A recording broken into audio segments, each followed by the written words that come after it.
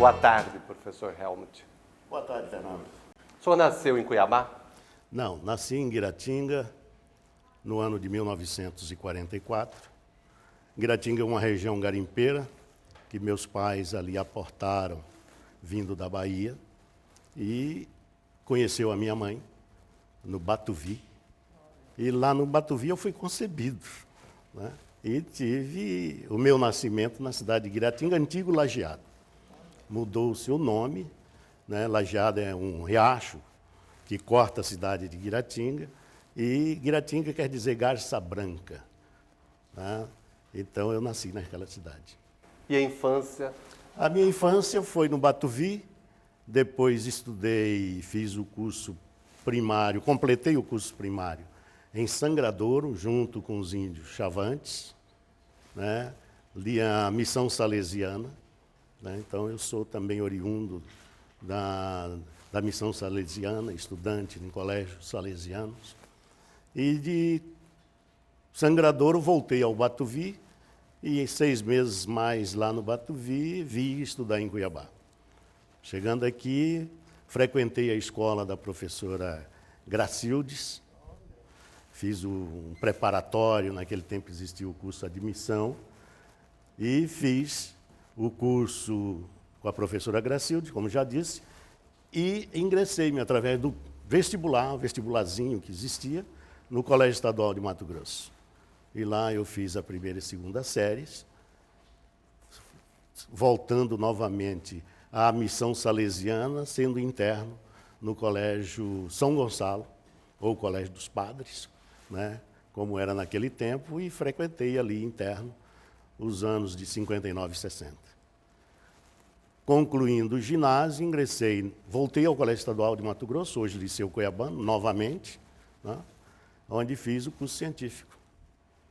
Lá concluí o curso científico, voltado para o direito, tive a oportunidade de ter grandes professores, incluindo o professor Nilo Póvoas, o professor Atílio Orives, né? Foi meu professor tanto no Colégio dos Padres, como também no Colégio Estadual, professor Ferreira Mendes, professor Cesário Neto, entre os grandes professores que eu tive, professor Aida, de matemática, professor Figueiredo, professor Moacir Dorileu, e concluí o curso científico, e naquele tempo só existia o curso de Direito aqui em Mato Grosso. Eu tive a oportunidade, inclusive, de preparar-me para o vestibular, mas decidi procurar outra profissão, que foi a agronomia.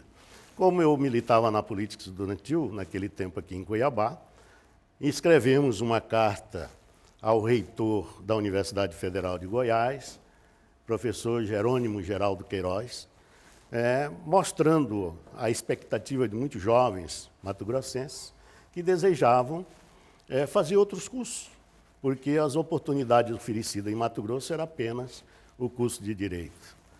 E nessa correspondência com o reitor, ele pediu-nos, através da União Mato-Grossense dos Estudantes Secundários, da qual eu era secretário, que providenciasse um abaixo-assinado com mais de 100 nomes interessados em prestar um vestibular, que ele deslocaria uma banca até aqui.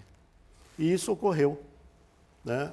Nós conseguimos mais de 100 inscritos e vieram professores. O professor Farnese Dias Maciel Neto era o diretor da Escola de Agronomia e Medicina, de outros professores, e aqui realizaram o vestibular. E tive a grande oportunidade de ser agraciado com a vaga através do exame que nós prestamos. E assim ingressamos na vida universitária através da Universidade Federal de Goiás. E esse sonho de ser engenheiro agrônomo foi desde sempre? Não. O sonho era ser advogado ou comunicador. Foram oportunidades que surgiram. Cuiabá, para mim, estava apenas dentro de uma cidade que ainda poderia oferecer muito mais no futuro, mas eu tinha pressa. eu queria sair para outros lugares. E as oportunidades tinha que ser aquela que surgia naquele momento.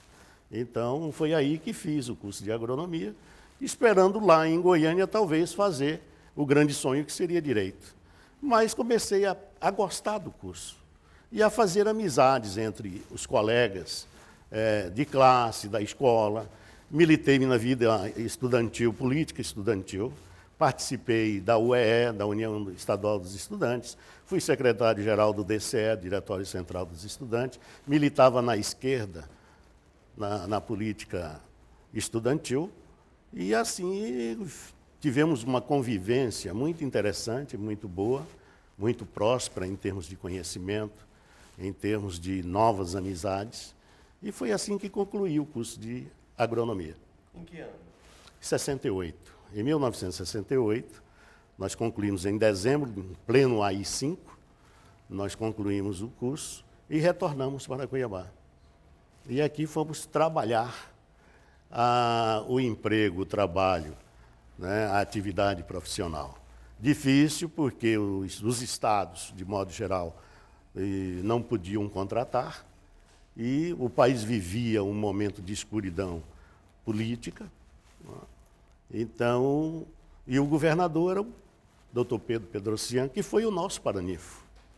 Ele foi convidado, lamentavelmente, exatamente por causa do AI-5, que ocorreu no dia 15 de dezembro, e a nossa colação de grau foi dia 18, ele não pôde se ausentar do Estado e solicitou ao doutor Bento Machado Lobo, engenheiro agrônomo, secretário de Agricultura, que fosse representá-lo em nossa colação de grau. E assim ocorreu. E lá, o doutor Bento assumiu o compromisso de lutar para que todos os mato-grossenses pudessem desenvolver suas atividades profissionais aqui no Estado. Sentia saudades de Cuiabá? Olha, Cuiabá é uma cidade apaixonante, né? A minha infância também, parte dela foi aqui. Eu cheguei aqui, tinha 12 anos, 11 para 12 anos. Né? Então, a minha pré-adolescência e adolescência praticamente toda foi aqui em Cuiabá. E quem vem aqui em Cuiabá não quer sair mais, não quer voltar, não quer mudar-se daqui.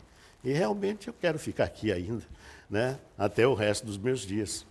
Né? Sinto Cuiabá na pele. Então, eu vivo Cuiabá.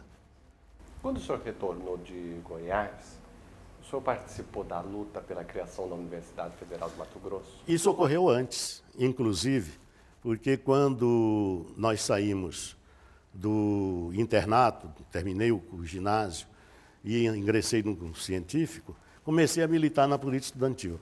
No ano de 61 em diante, ingressei na UMES, União Mato Grossense dos Estudantes Secundários, na ACES, Associação Cuiabana dos Estudantes Secundários, e na ACES tinha o Colégio de Presidentes, que era o Conselho de Presidente, que era formado pelos presidentes de grêmios estudantis. E eu presidia esse Conselho de Líderes Estudantis. Né? Então, a minha vida, a minha convivência com o movimento estudantil foi muito intenso. E em 1963, nós realizamos um congresso estudantil em Rondonópolis, aonde levamos mais de 200 estudantes para Rondonópolis naquele tempo, era um fato inédito, e lá participaram vários políticos, inclusive deputados federais, deputados estaduais, né, que estiveram lá levando a sua mensagem para os estudantes, e lá nós começamos a desenvolver um trabalho no sentido de se criar a universidade aqui em Mato Grosso. Mato Grosso era um estado que realmente é uma população bastante reduzida, mas merecia uma universidade. E essa luta começou ali também. E cresceu. Aqui em Cuiabá o movimento tomou corpo, vários políticos se incorporaram a ela, e passeatas se realizavam pela cidade, tive a oportunidade de participar de algumas delas. E lá em Goiânia a gente continuou desenvolvendo, porque nós participamos da criação da AMEGO, Associação Mato Grossense dos Estudantes em Goiás. Né? E lá nós tivemos oportunidades de convidar alguns políticos para fazer pronunciamentos para os estudantes mato-grossenses, que já ultrapassava mais de 500 ali em Goiânia. Inclusive o doutor Garcia Neto teve a oportunidade de fazer um pronunciamento para os estudantes mato-grossenses lá na sede do DCE. E foi um trabalho muito interessante, uma promessa que ele assumiu e, de fato, cumpriu, levando essa mensagem para o Congresso Nacional. E várias outras pessoas, vários políticos, né, se incorporaram nesse movimento e até a conclusão, né, da criação e implantação pelo governo Pedrocian da universidade. E quando a universidade foi implantada, o senhor veio logo no início ou foi mais no decorrer? Foi logo no início dela. Ela não existia ainda. Nós tínhamos o Instituto Cuiabano de Ciências e Letras de Cuiabá, Instituto de Ciências e Letras de Cuiabá, que era dirigido pelo professor Atílio Orives, né? E o doutor Gabriel, à época, nosso primeiro reitor, era secretário de Educação. E em 1970, já comecei a desenvolver alguma atividade aqui na universidade, sem ser professor, né? Nós sempre estávamos aqui presentes, sempre conversávamos com um professor, com outro. Eu me lembro muito bem que trouxemos aqui uma proposta até, né, do antigo PIPIMO, Programa Intensivo de Preparação de Mão de Obra. Nós vimos buscar professores para poder ministrar esses cursos através da Carmat, onde eu trabalhava. E fui convidado pelo professor Ivo Scaff para assumir a disciplina que ele lecionava, tendo em vista que ele estava desenvolvendo uma outra atividade dentro da própria universidade. E assim eu assumi essa disciplina de Ciência e Tecnologia, e procuramos fazê-la da melhor forma possível, né? Se bem que pouco de tecnologia existia, aliás, não existia quase nada, né? Mas tinha alguma coisa de ciência, e muita coisa de ciência, que procuramos levar para os estudantes. Então, de fato, como professor em 1971, março de 1971, nós ingressamos como professor com a disciplina Ciência e Tecnologia. Depois que foi criada a universidade, nós passamos a ministrar a disciplina de Botânica 1 e fomos convidados depois pelo professor Gabriel para desenvolver um projeto visando a implantação de um curso de tecnólogo, de cooperativismo. Eu tinha acabado de realizar uma pós-graduação em cooperativismo e sindicalismo e trouxemos para cá um projeto que encaixou perfeitamente nos ideais que o professor Gabriel desejava para o curso de cooperativismo. Isso em 1974. Tá? Então, em 74, desenvolvemos esse trabalho. O senhor estava no antigo casarão? Ali foi criado depois o Instituto de Tecnologia, né? O Instituto de Tecnologia, que foi comandado pela professora Mirami Macedo. Foi quando outros cursos foram criados, né? Iniciou-se com o curso de cooperativismo. O doutor Bento Lobo foi o primeiro coordenador desse curso, né? Nós o ajudamos a implantar este curso. Aí foram criados outros cursos, como administração rural, saneamento ambiental e bovinocultura. Aí se criou o Instituto de Tecnólogos. E por que essa experiência depois acabou não indo para frente dos tecnólogos? Não, ocorreu que o país todo estavam criando cursos dessa natureza. Era uma modalidade nova que existia nos Estados Unidos e ele foi trazido para o Brasil, inclusive com recursos MEC-BID, o ZAID, né? E aqui se implantou no Brasil como um todo esses cursos. Ocorre que não havia mercado de trabalho. Logo que as primeiras eram cursos de curta duração, e eles não eram muito valorizados. Eram profissionais que foram trabalhados, né, educados para o fazer. Era imediato, saía da universidade e já sabia fazer. É diferente do curso de duração plena, que você tem toda a parte de ciência, que você tem que estudar, de conhecimentos gerais, etc. e tal. né? Aquilo não, eram cursos específicos, era tipo uma especialização. Você fazia medicina veterinária, por exemplo, e ia trabalhar em bovinocultura. Você fazia zootecnia e ia se especializar em gado de leite. Era mais ou menos assim, né? Eram cursos específicos para o fazer.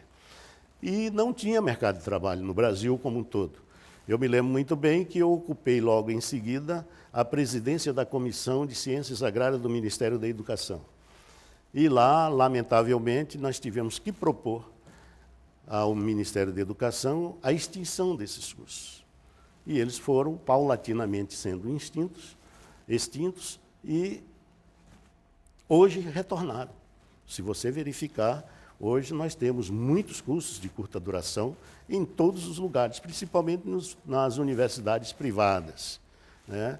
E ali são cursos de curta duração que estão aí no mercado. Esse curso teria sido a inspiração para a criação do Centro de Ciências Agrárias? O Centro de Ciências Agrárias foi implantado em 1975, com os cursos de agronomia e engenharia florestal. Só que o centro foi criado com 5 cursos, além de agronomia e engenharia florestal, medicina veterinária, zootecnia e engenharia agrícola. Só pudemos implantar apenas 2 cursos, a agronomia e engenharia florestal, e já agora em 1992, 91, 92, implantamos o curso de medicina veterinária, né? E logo em seguida o curso de mestrado, e hoje você veja aí o Centro de Ciências Agrárias, né, dando um show de qualidade, inclusive o nosso doutorado sendo um curso de excelência avaliado pela CAPES, né? O Centro de Ciências Agrárias foi uma necessidade. Mato Grosso, como um dos maiores celeiros do mundo, não poderia, de maneira alguma, continuar a importar profissionais do Rio Grande do Sul, principalmente do Rio Grande do Sul, né, que aqui vinham para procurar desenvolver atividade agrícola e ficarem ricos, ou possuírem pelo menos 10 vezes mais terras do que eles tinham lá no Rio Grande do Sul. Então, o Centro de Ciências Agrárias, em 1975, foi implantado através de um programa chamado PEAS, Programa de Educação Agrícola Superior, onde tinha um aporte de recursos bastante considerado pelo Ministério da Educação, e assim nós tivemos essa oportunidade, nós fomos convidados pelo Dr. Gabriel, a grande oportunidade que ele me ofereceu, e eu quero até agradecê-lo de público por isso, né, de ser o coordenador, o implantador desse centro. Interessante que eu nunca tinha feito um trabalho dessa natureza, e tem até uma passagem interessante, e eu falei, mas doutor Gabriel, eu nunca fiz um projeto de um centro de ciências agrárias. E ele virou para mim, eu também nunca fiz de uma universidade, mas, no entanto, eu estou aqui como reitor da universidade, aprendi esta lição e fui encarar o Centro de Ciências Agrárias. Espero ter feito um bom trabalho. E logo de início, onde funcionou o Centro de Ciências? Com dificuldades. Muita dificuldade, não por falta de recursos, mas por falta de profissionais, né, habilitados para a docência. Nós, naquele tempo, era muito difícil, realmente, você ter o professor acabado, você ter o professor pronto para assumir as disciplinas, principalmente de um Centro de Ciências Agrárias. Então, nós íamos buscar professores fora de Mato Grosso. Eu me lembro, eu era presidente da Associação dos Engenheiros Agrônomos e convoquei uma Assembleia Geral para explicar para os profissionais, para os colegas, o que era o Centro de Ciências Agrárias, o porquê da implantação do curso de Agronomia e Engenharia Florestal aqui em Cuiabá. E, por incrível que pareça, a grande maioria dos profissionais votaram contra a implantação do Centro de Ciências Agrárias porque achavam que nós, aqui em Cuiabá, nós não tínhamos um histórico agrícola que justificasse um curso dessa natureza, dessa magnitude. E eu tentei mostrar para eles que quase nenhuma região onde existia uma escola de agronomia teve também histórico agrícola para isso. O que importa não é o histórico agrícola. O que importa é o que você vai ensinar para os alunos para que eles possam desenvolver em qualquer lugar do Brasil. Não importa se a terra é boa ou ruim. O importante é que você vai transformar a terra ruim em terra boa. Você vai conseguir produção e produtividade daquilo que você está fazendo. Aí é que está a ciência. Agora, você encontrar o bolo pronto e só passar a faca, tirar a fatia e comer é muito fácil. O interessante é você fazer o bolo. Não importa o ingrediente que você tem. O que importa é você saber utilizar os ingredientes que estão à sua disposição. Então, foi muito difícil. Nós não conseguíamos professores. Muitas vezes eu era obrigado a estudar para poder ministrar uma disciplina que não tinha professor. Então eu tinha que fazer isso. Eu não podia deixar os alunos sem um conhecimento. E assim nós fizemos. E fizemos um convênio com a Universidade Federal do Ceará e com a Universidade Federal do Paraná, na área da engenharia florestal no Paraná e na área da agronomia no Ceará. Então nós tínhamos apoio dessas duas universidades que recebiam os nossos professores que nós contratávamos e encaminhávamos para esses centros de formação pós-graduado, né? E lá eles se preparavam e retornavam para aqui e se estabelecerem e ministrarem as suas disciplinas. Foi assim que o Centro de Ciências Agrárias formou a primeira massa crítica de professores, já com mestrado e logo em seguida com doutorado. Foi o primeiro curso de doutorado da universidade, de mestrado e de doutorado da Universidade Federal. Então nós sentimos um orgulho muito grande disso tudo. E as aulas eram dadas onde, inicialmente? Porque não tinha uma instalação, não tinha um prédio, ou já tinha? No início tinha o básico. Você se lembra do básico. Então o primeiro ano praticamente era o básico.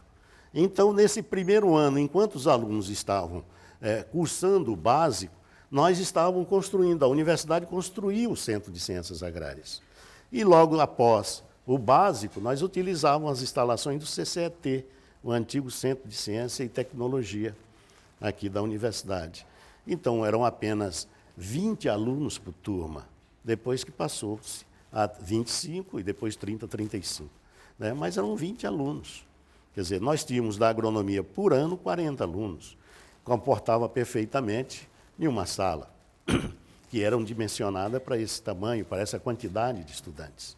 E foi assim que conseguimos vencer esses primeiros obstáculos, construiu-se as salas, e à medida que havia necessidade, se ia se construindo laboratórios, salas de aula, né, espaços. Né? Você vê hoje o Centro de Ciências Agrárias realmente, né, nesses 40 anos na universidade, é um exemplo. Em que ano foi inaugurado o prédio?